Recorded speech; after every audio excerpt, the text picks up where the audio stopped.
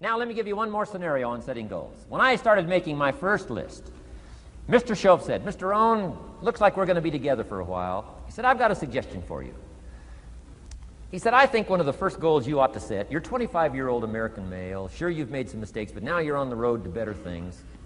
You got a family, worth it. Reasons makes the difference."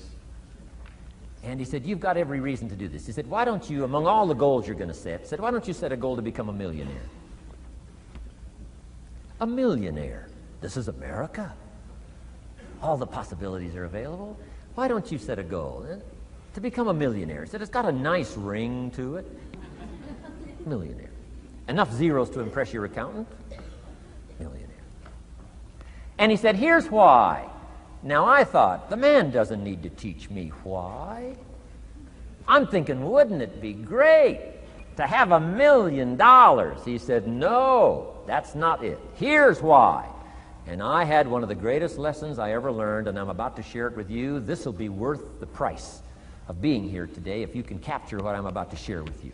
Babysitter fees, whatever else you paid. Some of you missed some sales today to be here, so this is a costly day for you. But what I'm about to share with you changed my whole life. Here's what Mr. Shoaff said.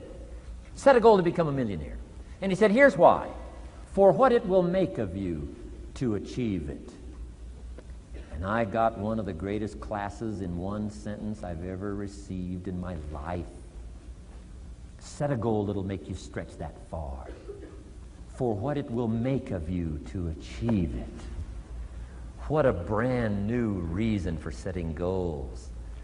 What an all-encompassing challenge to have a better vision of the future. What for? To see what it will make of you to achieve it. And here's why. The greatest value in life is not what you get. The greatest value in life is what you become. Major question to ask on the job is not, what am I getting here? That's not the major question. The major question to ask is, what am I becoming here? It's not what you get that makes you valuable, it's what you become that makes you valuable. So Shoaff said, set a goal to become a millionaire. For what it will make of you to achieve it. Then he said, when you finally have become a millionaire, now, he said, what's important is not the money. I thought, wow, I've got some more to learn. He said, no, Mr. Rohn, I'm telling you honestly, you could just give the money away. Now, I did better than that, right? I told you. I lost it all.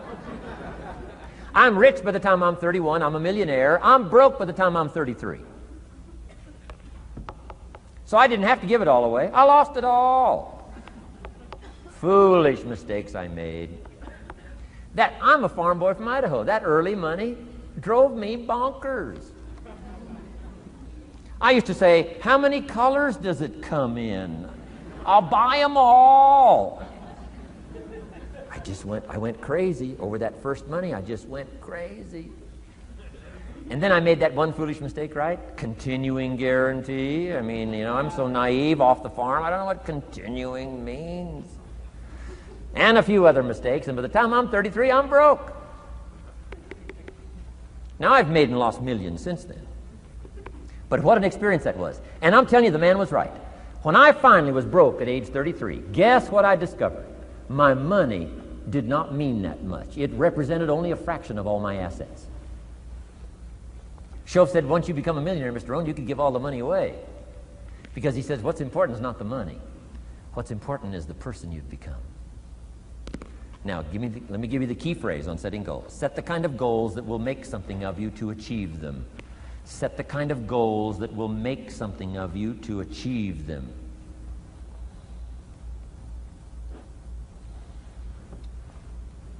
Always keep that in mind. What will this make of me? If I set this goal and go for it, not only will I achieve it, but what will it make of me in the process? What a whole new concept on setting goals. Now, there's two parts to this, and then we're wrapping up goals. Here's the first part now on this goal setting for what you become. Number one, don't set your goals too low.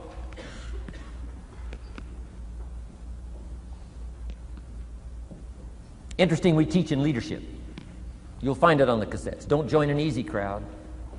You won't grow. Go where the expectations are high.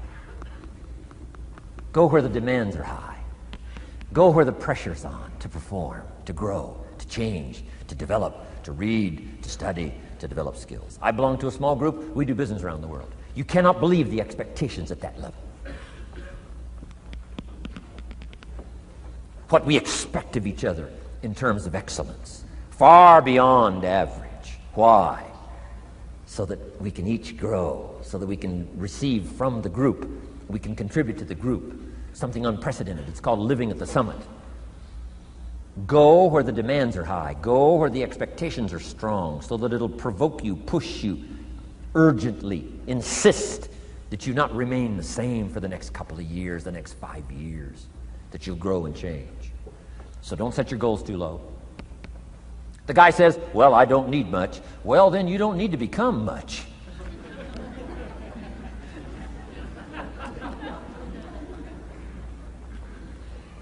Now, here's the last part on setting goals. Don't compromise. Don't sell out.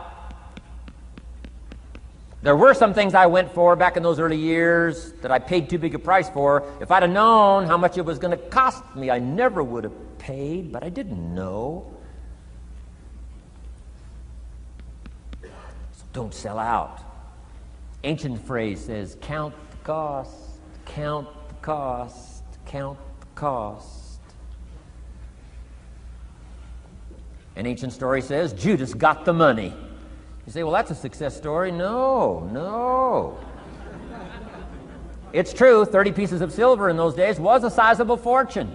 You say, well, if a guy's got a fortune, right, that's a success story. No, you don't understand. His name was Judas. Doesn't that ring a bell? Judas.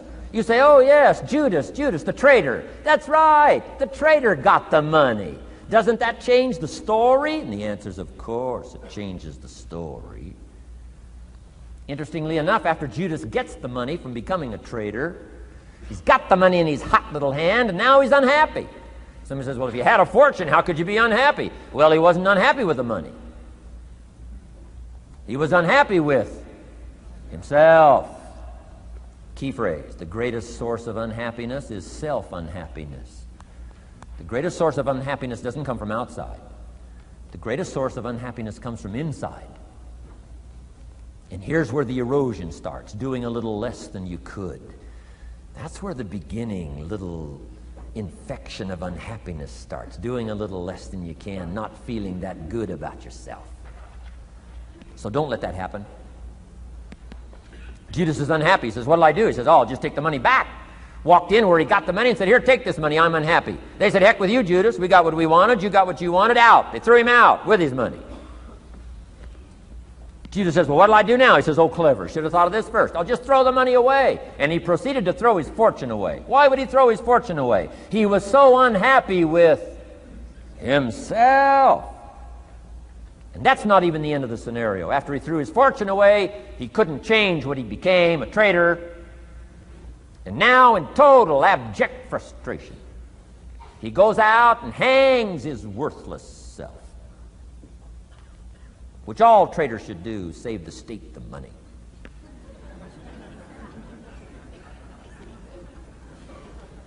Why such a tragic end? Because he was so unhappy with himself. He sold out. He paid too big a price.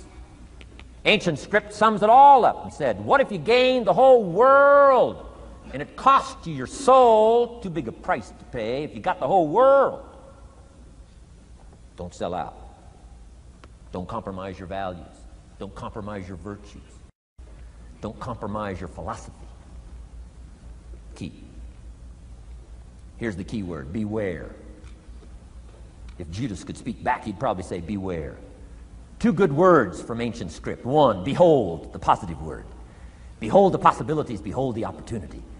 Behold the drama, behold the awesomeness, behold the uniqueness. Behold the majesty, behold. What a good word. But here's the other word, beware, beware, beware. Don't sell out. Mark well what you become in pursuit of what you want. But I'm inspiring you, hopefully, to set the kind of goals that will transform your life, make you far better than you are, far stronger than you are. Okay. Isn't this good advice? This is such good stuff. I should have paid to get in, right? Fabulous.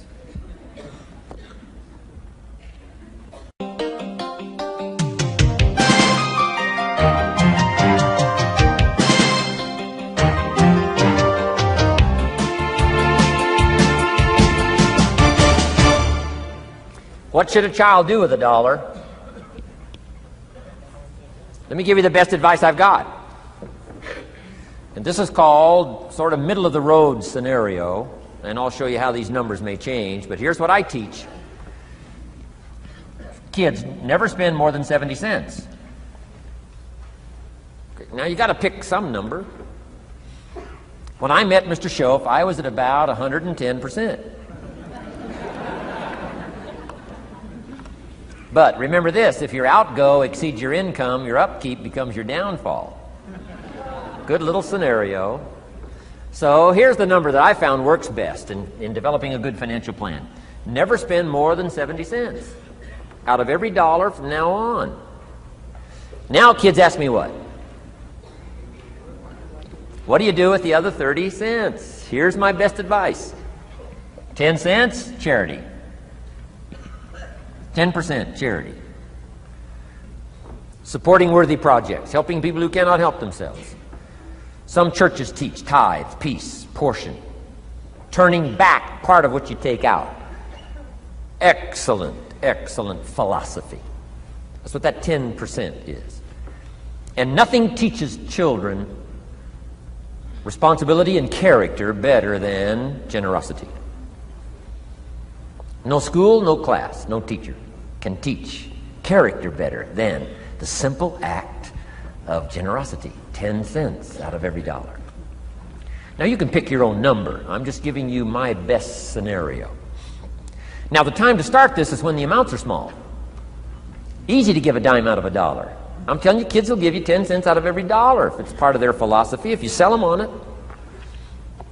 And that's the time to start, when it's easy, 10 cents out of $1. A little harder to give 100,000 out of $1 million. Someone says, oh, if I had $1 million, I'd give 100,000. I'm not that sure. We better start you early when the amounts are small, so it'll all be set in when the big amounts start to come. Okay? So 10 cents for charity. The next 10 cents I call active capital. Capital meaning try to make a profit yourself. We live in a capitalistic society. Right? Everybody now wants to join capitalism. That's why the walls are coming down. Capital belongs in the hands of the people. That's where the genius is. So the genius is to try to show a profit.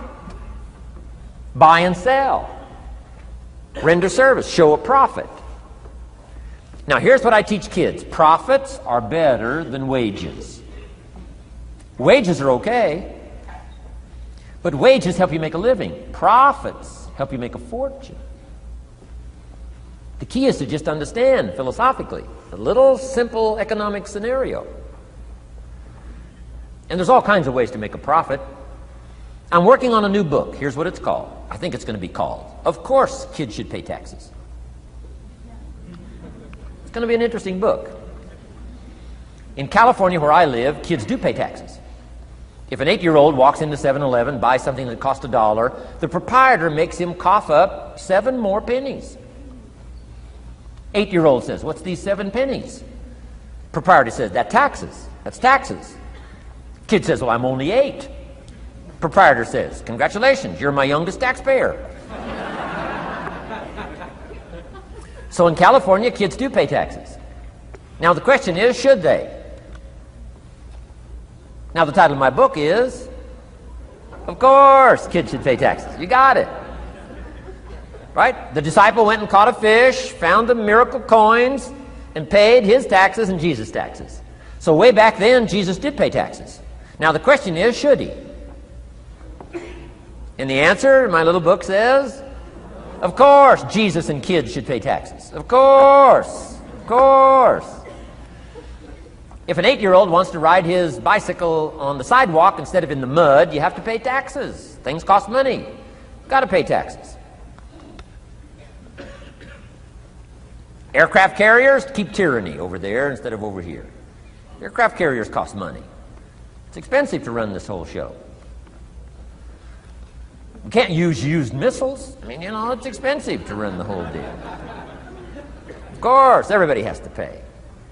Now, active capital means try your best to show a profit. Now, there's many ways to show a profit, not just money. Touch something, leave it better than you found it. That's a profit. Some profits are intangible, some profits are tangible. Long before Earth Day, for all sophisticated people, it was very proper when you left your hotel room to turn out the lights. All educated people. Why? Leave a profit. It's so easy to flip the switch and leave a profit. Some say, well, the hotel gets the profit. What do you care? All you need to become is a person who leaves a profit. Wow. I talked to a man who runs a whole string of apartments. He said, guess what? Most people, when they rent an apartment, leave it, what? Trashed, worse than they found it. What kind of a reputation would that be? Whatever you touch turns to trash. Whatever you touch gets dirty. Nothing you touch gets better. See, that's a poor philosophy. No wonder it leads to poverty, small lives. As one writer said, living lives of quiet desperation. This is where it all begins. Failure to leave a profit when you can, turn out the lights, doesn't matter what it is. Become profit-minded. Profits are better than wages because profit has the potential to make a fortune. Wages has the potential to make a living.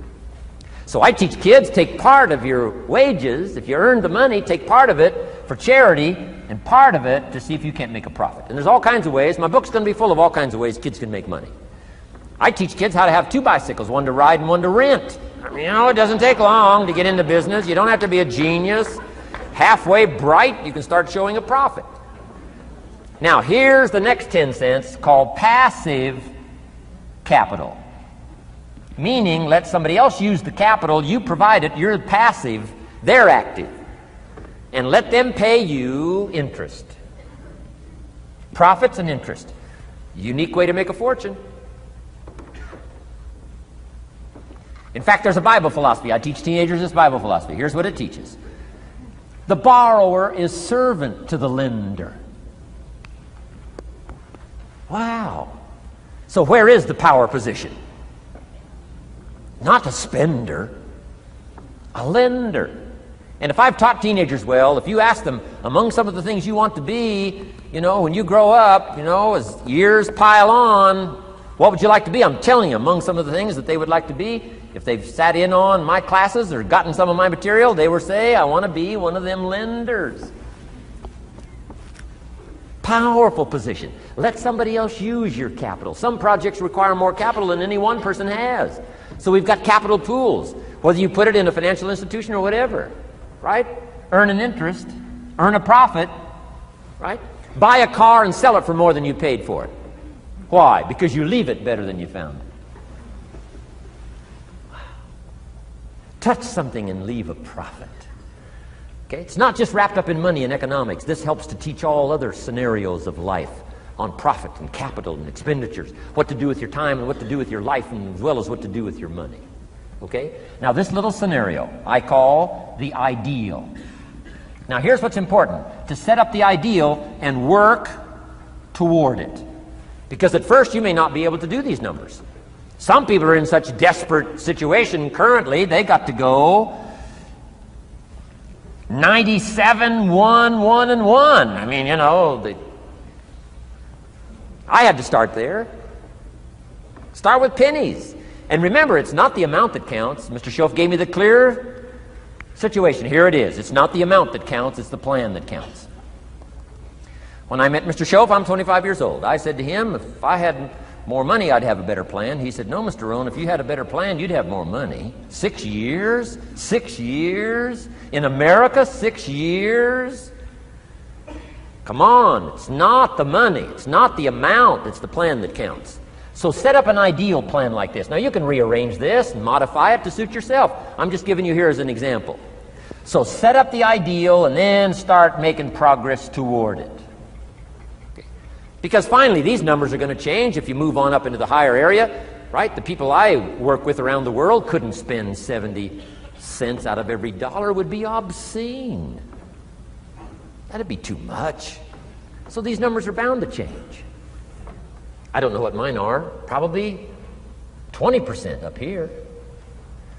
A lot larger numbers down here. Okay? So these numbers can change. I'm just offering you a good sample philosophy. Remember, philosophy is the set of the sail. The economy is not the set of the sail for you. For you, the set of the sail is your own philosophy, your own thinking, your own plan, your own concept. Don't borrow somebody else's plan. Don't borrow somebody else's concept. Don't borrow the concept, spend all you can, cross your fingers and hope for the best. Don't borrow that. Develop your own philosophy, and I'm telling you, it'll lead you to unique places. Now, the rest of a lot of this is on the cassette tapes, but let me just give you 2 or 3 more pieces of the scenario here. Then I want to talk about communications, and then we're going to wrap it up. Okay. Here's 2 or 3 more parts to financial independence. Number 1, keep strict accounts. This is the best of disciplines. Keep strict accounts.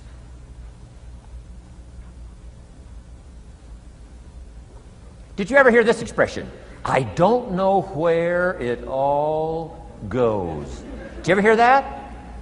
I don't know where it all goes. Oh, we'd love to have you run our company. You don't know where it all goes. Whoa. Did you ever hear this? It just gets away from me. It just gets away from me. We'd love to turn the world over you. It just gets away from you. Come on. You got to have better disciplines than that. Let that be the 90%. Let that be the scenario of the 97%. But don't let it be your scenario. Don't let it become your philosophy. Keep strict accounts. Next, a new attitude. I had to develop a new attitude as well as new concepts. Here's what I used to say. I hate to pay my taxes. Shoaff said, well, that's one way to live. I thought, well, doesn't everybody hate to pay their taxes? He said, no. No, a few of us have gotten way past that. He says, once you understand what taxes are, here's what taxes are in our governmental system in our society. Taxes is how you care and feed the goose that lays the golden eggs. Democracy and liberty and freedom. Free enterprise. Wouldn't you want to feed the goose that lays the golden eggs? Somebody says, well, the goose eats too much. That's probably true. I understand that. Of course that's true. But see, better a fat goose than no goose. And here's the truth be known. We all eat too much. Let not one appetite accuse another. Of course the government needs to go on a diet. So do most of us. But hey, you still have to care and feed the goose that lays the golden eggs. Once you understand that that's what it's for. See, it is so important, the right attitude. Here's what I used to say. I hate to pay my bills.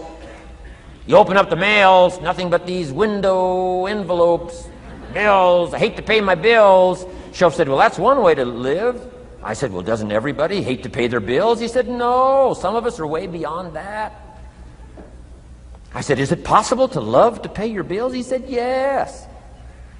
Reduce your liabilities? Increase your assets?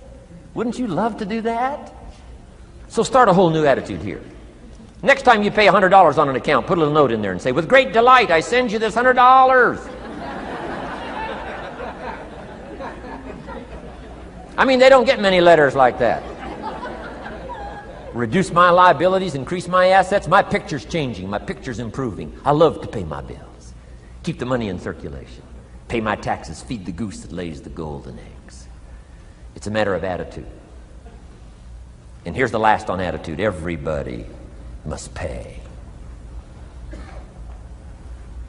Of course, life is called opportunity, but life is called price. But we must all pay. We must all share. One of the classic stories of all time from ancient Bible script says, Jesus one day and his disciples were standing by the church treasury, synagogue treasury, watching people as they came by and put their offering in the treasury. That wouldn't be a bad idea. Jesus and his disciples standing by the treasury while everybody walks by. Jesus says, how much was that? How much was that? Interesting. And the story said some people came by, put in big amounts. Some people came by, put in modest amounts, average amounts. And the story says, then a little lady comes by and puts in 2 pennies in the treasury.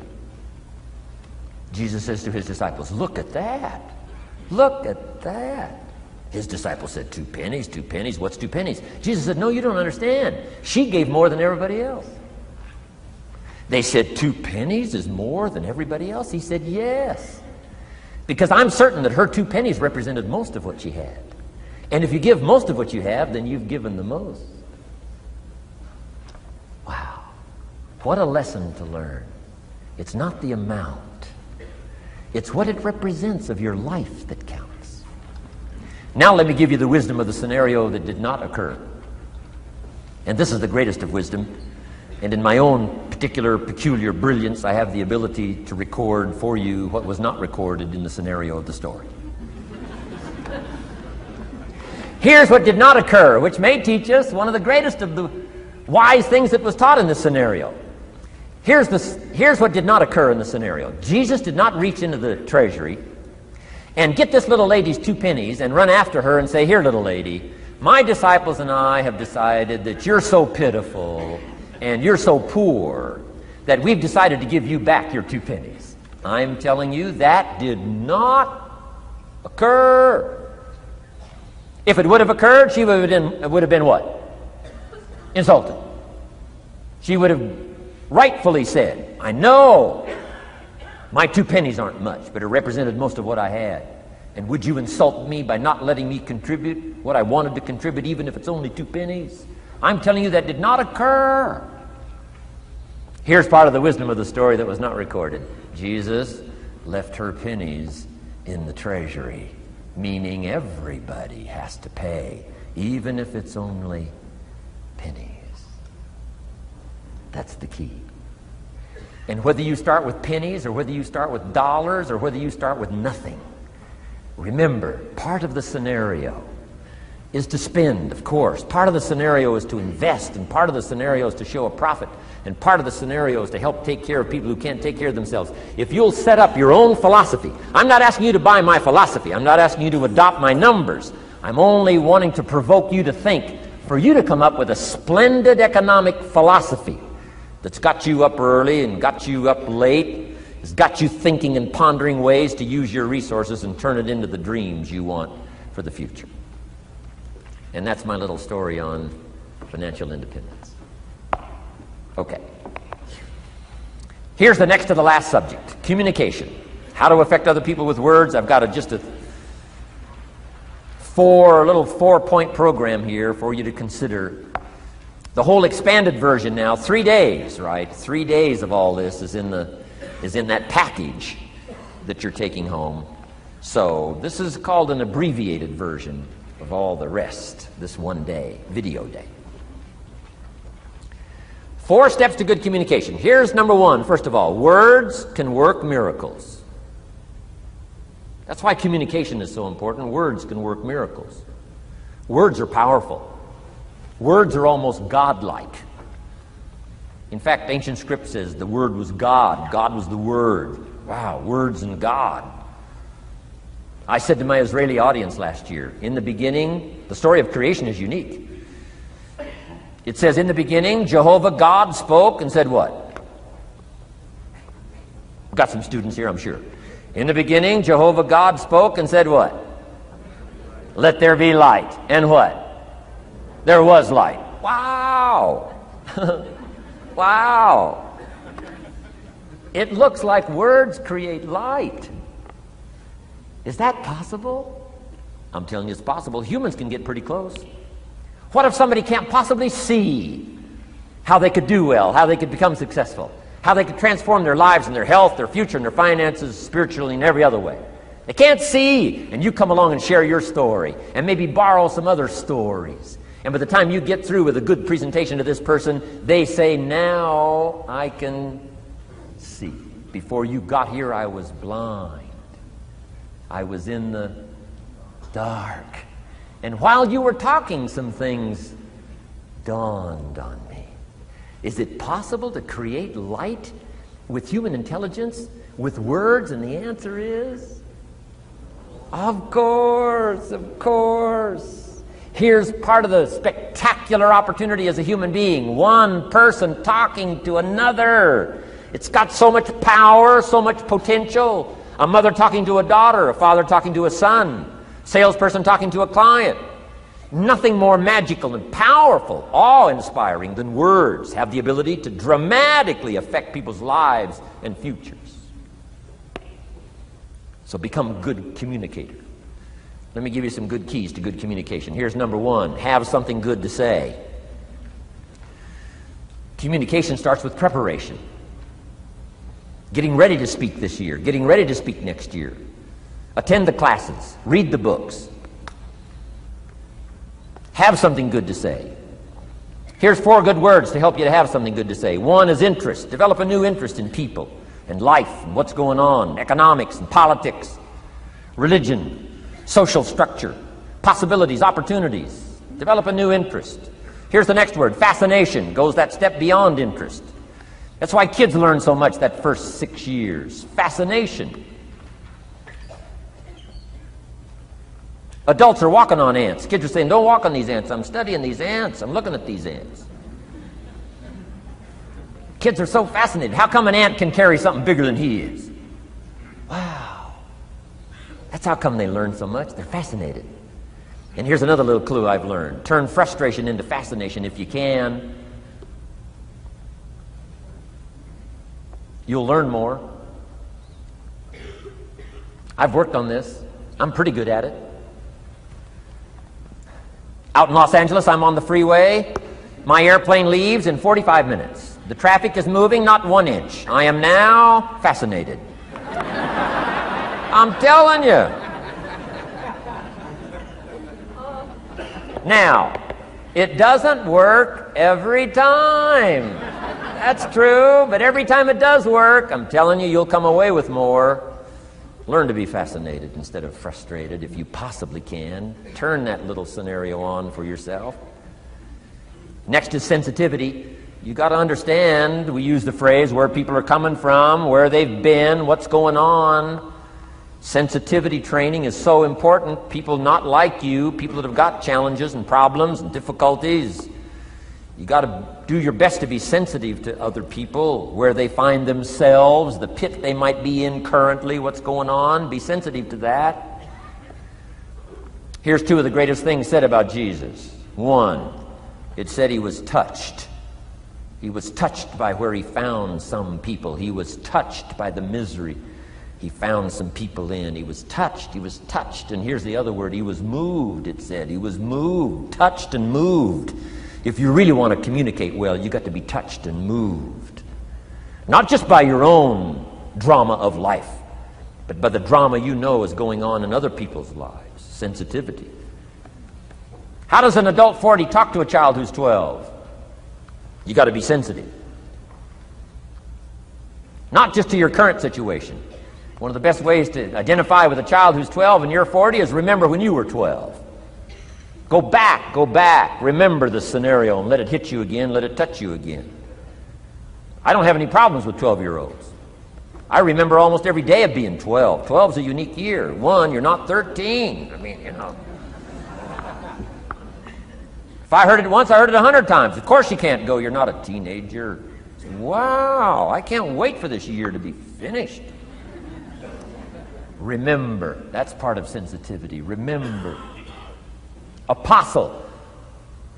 One who became an apostle, leader of the Christians, was once Saul from Tarsus, hater and killer of the Christians. After he was converted, became a leader, became Paul apostle, revered. Why was he so effective in his language, in his ability to touch people with his words and with his presence? If you read part of the scenario of his history, he gave an account of his own life and said, here's why I think I'm so effective. I remember the pit I came from. Sure, they call me apostle, but I used to kill these Christians, and I never forget that. If I want to get in touch with other people's difficulty, I got to remember my own difficulty. let it hurt again. That's what makes a good performance. A good actor, a good actress, the emotion close to the surface from the remembrance of things past. And then well-chosen words delivered with emotion, powerful. The last word is knowledge. You just got to go through exercises like this. Take the notes, work hard, roll up your sleeves, go to work. Gather the knowledge in journals, gather the knowledge in notebooks, gather the knowledge in a library and cassettes and videos and every other means. Gather knowledge. Don't be lazy in learning. A major part of communication is preparation. Now here's the next part of good communication. Say it well. One is having something good to say, and number two is saying it well. Let me give you a quick list on saying it well. Number one, sincerity. Best place to start if you want to communicate well is let your sincerity show. Next is repetition, the mother of skill. I've been at this 33 years. Someone says, well, you give a pretty good seminar. I should. 33 years? 33 years. Repetition. Next, brevity. Sometimes you don't need many words if you're totally sincere, I'm telling you. Jesus' presentation in gathering up his team called disciples was fairly short. He just walked around the countryside, took a look at somebody and said, you follow me. That's brief. I mean, that's short. Now, why could he get by with such few words?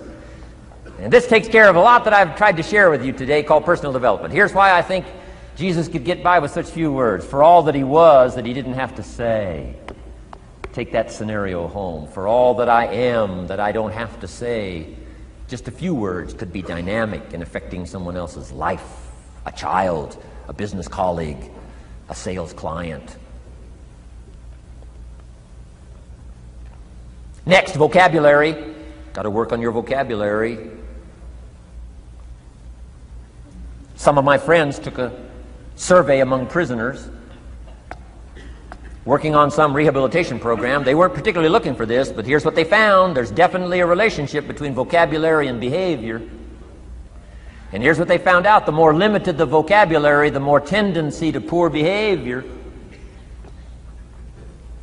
And when you think about it for a while, it makes sense. Words are a way of seeing. And if you don't have a good vocabulary, you can't see very well. Can you imagine the mistakes in judgment when you can't see very well?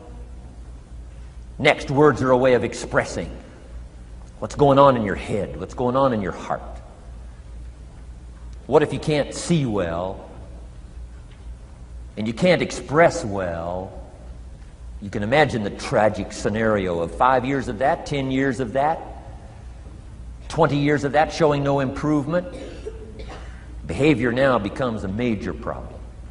And that person's world gets smaller and smaller and smaller. Why? They can't see and they can't express.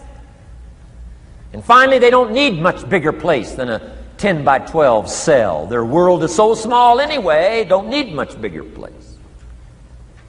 I'm asking you to stretch your vocabulary. I used to put words up on a 3 by 5 card. I drove a lot back in those days, but at the end of the day, I'd mastered 2 or 3 words. My oldest daughter, Linda, with my grandkids, starts the day with what's called the word for the day. She writes it on a chalkboard, the word for the day. And the kids memorize that word and the meaning of the word. And every once in a while during the day, she'll say, what's the word for the day? The last day I was there, the word was superficial. Natalie's 4, Nathaniel's 5. And several times during that day, Linda, my daughter, would say, what's the word for the day? Natalie would say, superficial. And she would say, Nathaniel, what does that mean? On the surface. Several times during the day. What's the word for the day? Superficial. What does it mean? On the surface. If you were to ask my grandkids, the last time Grandpa was here, what was the word for the day? I'll bet you they'd probably know. Superficial. On the surface. Word for the day. Why not learn a word a day? Why not add to your vocabulary so you can see more, see better, and express better? Put out in words what's in your heart, what's in your soul, what's in your mind. It's important. So say it well. Here's number 3. Number 1 was have something good to say. Number 2, say it well. Here's number 3. Read your audience. These are just simple concepts now. You've got to add some of the details, but that's what I'm mainly good for, is concepts. Read your audience. If you're talking to a child, you've got to study the face of the child. You've got to study a little body language. You've got to study what's going on, so you'll know whether to shift gears, come on a little stronger, ease off a little, might be too strong, search for another illustration, soft, strong. A lot of that is dictated by reading your audience. When I first started lecturing, I had some challenges here. I was so absorbed in my notes, lecturing like this. I'm telling you, in those early days, the audience could have left and I'd have kept right on going. I didn't know what was going on down here. I didn't know what was going on over here. I didn't have any idea what was happening over here, whether I should come on a little stronger, ease back. I didn't know. I couldn't read my audience. So, read your audience. A prospect, read. Now let me give you some ways to read. Number 1, by what you see. Body language tells us some things. How to shift gears, whether to go on, whether to stop. If you're talking to somebody and they're leaning toward the door, that means you gotta hurry, right? They're not gonna be here long.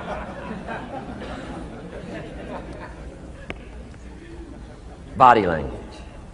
Guy's got his arms folded, chin tucked down. You got your work cut out for you. You're gonna have to reach deep in your bag.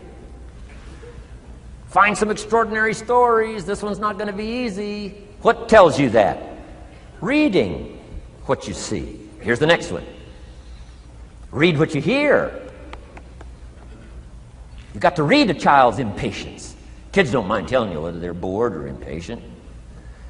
Kids' attention span is short. Doesn't last long. You've got to get it said. You start talking to a child, 30 seconds they say, "How long is this going to take?" Whoa. Read. Listen. Listen for the response. Now you'll know whether to shift gears, change your language, find a new illustration, soften, stronger. Read your audience. Read what you see, read what you hear. And here's one of the most important. Read what you feel.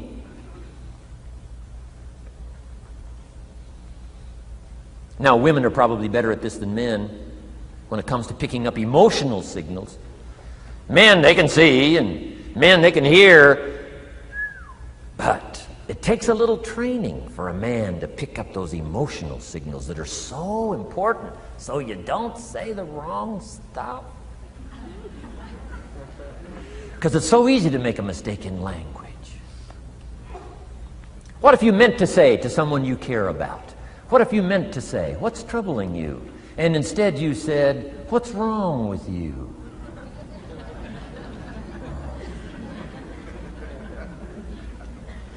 Communication. So read the emotional signals. If we could learn from the women on this emotion. Women have this uncanny antenna picking up this stuff. Woman says, "Doesn't feel right." I mean, what does that mean? It doesn't feel right. It doesn't feel right. Whoa. Women have got it though. Seems to be built in. Especially danger. Women pick it up quicker than men. It's built in, I think. Way back, right? Man was the provider, mama was the protector at home. So she picked up this scenario of danger, I think, these signals. But they are good. In the middle of the night, mama wakes up. The baby cries, mama wakes up. Papa sleeps. The faintest cry, mama's awake. Or she nudges her husband and says, go look, something isn't right." He says, "What do you mean it isn't right?" She says, "No, go look." He said, "Hey, everything's okay." She says, "Go look." He says, "Okay." And he gets out of bed, goes downstairs. The front door is open. How did she know that? We don't know. I mean, she just knows. She just knows. But I'm telling you, it's so valuable in communication to be able to pick up the emotional signals as well as what you see and as well as what you hear. It's so important. But women are good. Ancient scenario says this: there are shepherds and there are sheep. and there are wolves. What a good life scenario. But it doesn't stop there. This ancient scenario says also, some wolves are so clever, they've learned to dress up like sheep. Now you got to have a woman. Got to have a woman. Man says, looks like a sheep, talks like a sheep. Woman says, ain't no sheep. Take my word for it. Well, they know.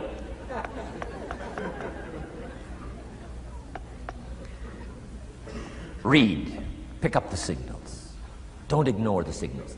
Develop this personal development scenario, communication, financial independence, and all the rest. Now here's the last part. Intensity. Words mixed with emotion. Words mixed with hate. Words mixed with love. Words mixed with faith. Words mixed with courage. That's what's powerful. Words have a certain effect, but words loaded with emotion have an incredible effect. If I had a little straight pin, a guy buys a shirt, it's got all these little pins in it. I take out all these pins. If I took one of those little straight pins and I threw it at you, and let's say it reached you and hit you in the face or hit you in the hand, you'd feel it. This little straight pin, you'd feel it. That means I got you with my words. But what if I took that little straight pin and wired it to the end of an iron bar, about that long? See, I could drive that pin through your heart. The pin is the words, the iron bar is the emotions. The emotions.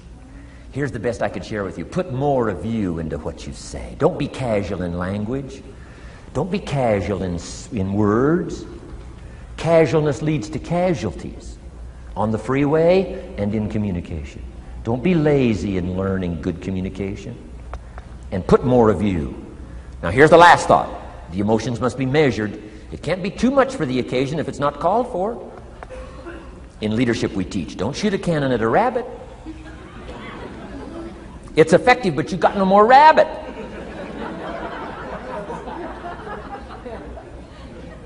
So here's some of the most powerful scenario in communication. Here it is.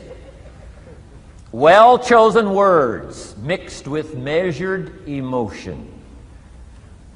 The basis of affecting people with good communication. Well-chosen words mixed with measured emotion. And one last point on communication. The more you care, the stronger you can be.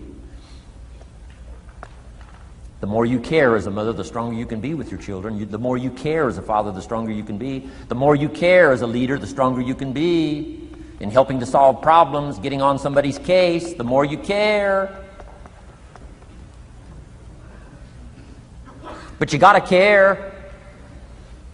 I don't mind a minister consigning my soul to hell fire for my sinful ways. I don't mind that. If he believes it, I don't mind him consigning my soul to hellfire for my sinful ways, as long as he does it with tears and not with joy. If you're going to preach a message on hellfire and consign people to hell's fire, you got to cry and sob your way through a sermon on hellfire. We would all dismiss as a performance a dry-eyed sermon on hellfire. You can't legitimately preach hellfire unless your heart breaks. Otherwise, it's a performance. Otherwise, we could all dismiss it. Why? The heart's not there. There are some conversations that don't make sense unless they're accompanied by tears. It doesn't mean anything unless it's accompanied by a broken heart. Learn measured emotions. Remember, draw from well-chosen words, expanded vocabulary. Be interested and fascinated. Pull all this together. I'm telling you, your ability to touch other people will grow day by day, week by week, month by month, year by year. Here's my last subject. It comes in two parts. First is the negative part. And I got just a couple of tips for you on negative. There wouldn't be positive without negative. It's part of the life scenario. Ancient script says it best. There's a time to laugh. And once you've learned to laugh, just keep on laughing. No, No. Just get another positive book. No. No. There's a time to laugh, what? And a time to cry. And you've got to become so sophisticated and so well educated that you don't laugh when it's time to cry. And you've also got to learn to cry well. How are you going to identify with some people if you don't cry with them? It's very important. The negative side is very important. Negative thinking. I teach kids, and you'll find it on those cassettes, the ant philosophy. Let me just give you the quick scenario on the ant philosophy. Number one, ants never quit. What a good philosophy. If they're going somewhere, you stop them, guess what? They'll look for another way.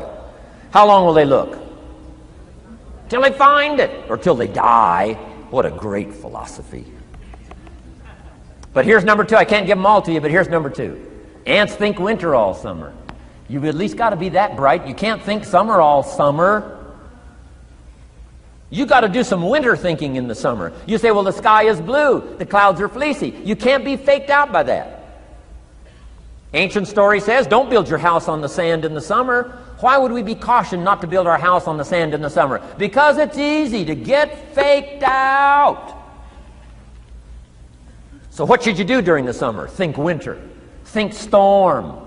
That'll drive you to find a rock in the summer when the sky is blue.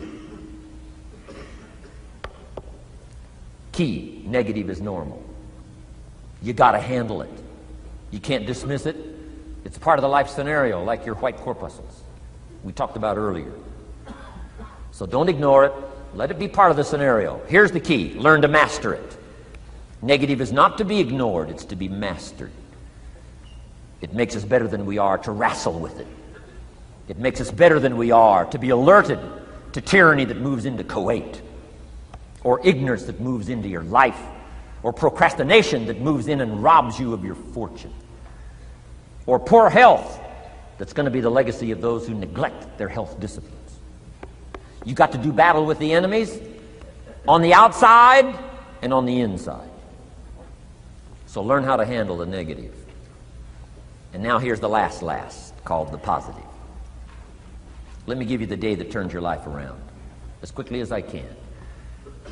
I got 4 parts to the day that turns your life around, and then we're finished for the day. Number 1, disgust. Disgust.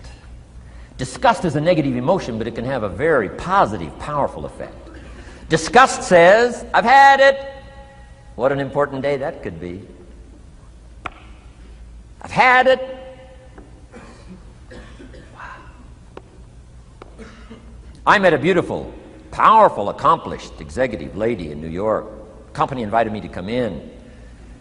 This lady was a vice president, extraordinary lady. I got to know her, and I found out her story. I said, how did you get here? Big income. And she never went to college, never went to university.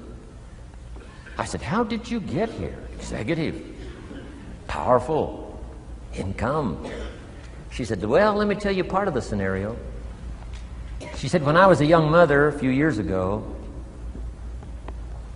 she said, one day I asked my husband for $10. And he said, what for?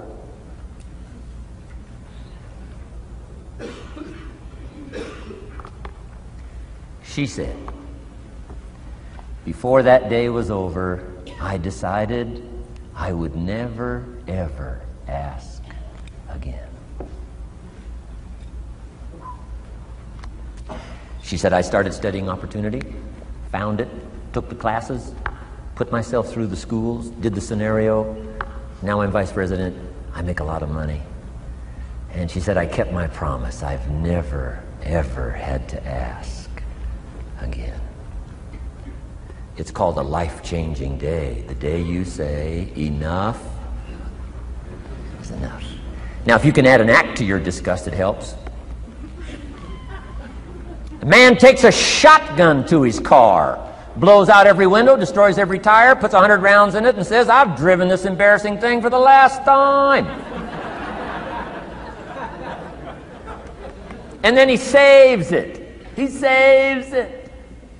And later when somebody says, how did you become rich and powerful? He says, let me show you this car.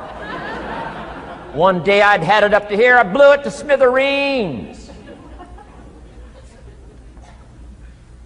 Enough is enough. Powerful. Here's the last three. Next is decision. Decision making is a life-changing day. If you went home today and in the next few days cleaned up a list of decisions, it could furnish enough inspiration for the next 5 years, 10 years. What an inspiring day, the day you can bring yourself to decide. And here's the third one, desire, wanting to bad enough. Who knows the mystery of that? We don't know. But here's something I do know. Sometimes desire waits for a trigger, waits for something to happen. Who knows what the happening may be? A song, the lyrics, a movie, the dialogue, a seminar, a sermon, a book, an experience, confrontation with an enemy, a conversation with a friend who finally levels with you. Whatever the experience it is, it's so valuable. And here's my best advice. Welcome all experiences. You never know which one is going to turn everything on. Don't put up the walls. The same wall that keeps out disappointment keeps out happiness. Take down the walls. Go for the experience. Let it teach you. And here's the last one. Resolve. Resolve says I will. Two of the most powerful words in the language. Benjamin Disraeli said, nothing can resist a human will that will stake its existence on its purpose. Shortly put, I'll do it or die. Best definition of resolve I got from a little junior high girl, Foster City, California. I'm going through some words one day. I got to this one and I asked the kids, who can tell me what resolve means? Some didn't know, some tried. Interesting. The last one was the best. Little girl about 3 rows back, she said, I think I know, Mr. Rohn. I said, what? She said, I think resolve means promising yourself you will never give up. I said, that's the best I've ever heard. She's probably giving seminars somewhere today, right? I mean, that's the best I've heard. I asked the kids, how long should a baby try to learn how to walk? How long would you give your average baby? Before you say, hey, enough's enough. No. Any mother in the world would say, you're crazy. My baby is going to keep trying what? Until. What a magic word. I want you to write it down. Until. Promise yourself you'll read the books until your skills change. You'll go to seminars until you get a handle on it. You'll listen to it until it makes sense. You'll go for it until you understand it. You'll practice it until you develop the skill. Never give up until. However long that is. Step by step, piece by piece, book by book, word by word, apple by apple. Walk around the block, walk around the block. Go for it. Don't miss the chance to grow. And resolve that you'll pay the price until you learn, change, grow, become. Then you'll discover some of life's best treasures when you pay that price. Now here's my last word to you. As leaders in the community, I'm sure you are. Parents, the greatest challenge of leadership is parenting. Whether you're in sales or management, wherever I've found you today, I want to give you, from my heart to you, what I wished you would do from this seminar today. And if I've inspired you to do this part here, among all the other things I've talked about, I would have considered it worthwhile to leave my family, fly away from my home, drop down into Fort Worth, Dallas, and spend one of my very precious days with you. If I can accomplish this, it'll all be worthwhile. It comes in two parts, and here it is. One, learn to help people with their lives, not just their jobs. Learn to help people with their lives, not just their skills on the job. Touch people with a book, touch people with a poem, touch people with some words. Don't fail to say something that could be meaningful. Help people with their lives, help them set their goals. Help them with their dreams, help them with the future, help them with errors, help them with mistakes. Help people. Help your kids not just get along, not just hang in there, Not just try to hold the family together. Try to build lives with communication. Build lives with setting goals. Help your kids with their lives, not just their homework, their lives. And here's my last one for you personally, because I'm probably one of the best examples of this standing before you in this auditorium today. Here it is. Ancient script says, if you work on your gifts, they will make room for you. If you work on your gifts, they will make room for you. Wow. Look where my gifts have brought me today, to this room. A chance to invest in this many lives.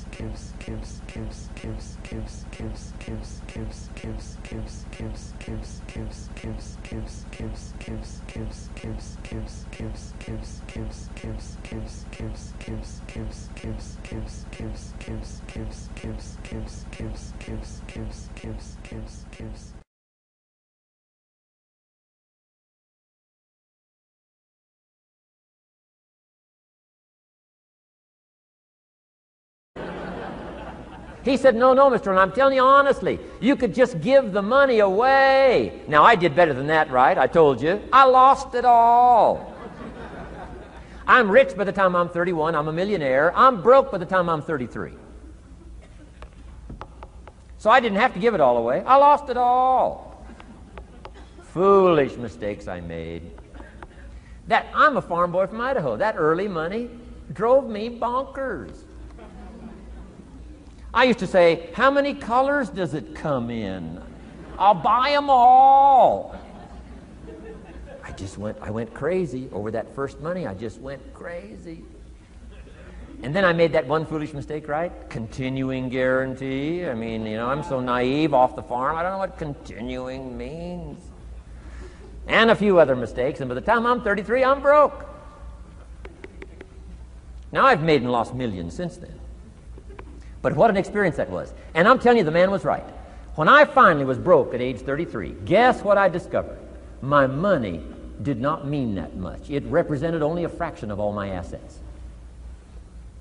Shoaff said, once you become a millionaire, Mr. Rohn, you can give all the money away. Because he says, what's important is not the money. What's important is the person you've become. So that we can receive from the group. We can contribute to the group. Something unprecedented. It's called living at the summit. Go where the demands are high. Go where the expectations are strong, so that it'll provoke you, push you, urgently insist that you not remain the same for the next couple of years, the next 5 years, that you'll grow and change. So don't set your goals too low. The guy says, well, I don't need much. Well, then you don't need to become much.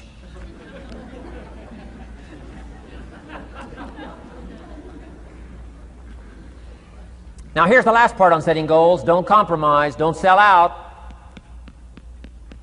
There were some things I went for back in those early years that I paid too big a price for. If I'd have known how much it was going to cost me, I never would have paid, but I didn't know.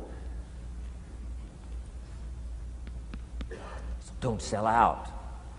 Ancient phrase says, count the cost, count the cost, count the cost. An ancient story says, Judas got the money. You say, well, that's a success story. No. It's true, 30 pieces of silver in those days was a sizable fortune. You say, well, if a guy's got a... Now, let me give you the key phrase on setting goals. Set the kind of goals that will make something of you to achieve them. Set the kind of goals that will make something of you to achieve them.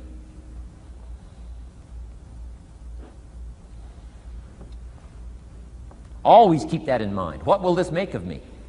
If I set this goal and go for it, not only will I achieve it, but what will it make of me in the process? What a whole new concept on setting goals.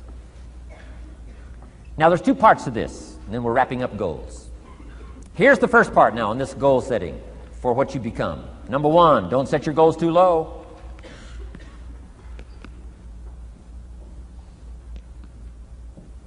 Interesting, we teach in leadership. You'll find it on the cassettes. Don't join an easy crowd. You won't grow. Go where the expectations are high. Go where the demands are high. Go where the pressure's on to perform, to grow, to change, to develop, to read, to study, to develop skills. I belong to a small group. We do business around the world. You cannot believe the expectations at that level. What we expect of each other in terms of excellence, far beyond average. Why? So that we can each grow. Sales today to be here, so this is a costly day for you. But what I'm about to share with you changed my whole life. Here's what Mr. Shoaff said. Set a goal to become a millionaire. And he said, here's why. For what it will make of you to achieve it. And I got one of the greatest classes in one sentence I've ever received in my life. Set a goal that'll make you stretch that far. For what it will make of you to achieve it. What a brand new reason for setting goals. What an all-encompassing challenge to have a better vision of the future. What for? To see what it will make of you to achieve it. And here's why. The greatest value in life is not what you get. The greatest value in life is what you become. Major question to ask on the job is not, what am I getting here? That's not the major question. The major question to ask is, what am I becoming here? It's not what you get that makes you valuable. It's what you become that makes you valuable. So Shoaff said, set a goal to become a millionaire. For what it will make of you to achieve it. Then he said, when you finally have become a millionaire, now, he said, what's important is not the money. I thought, wow, I've got some more to learn.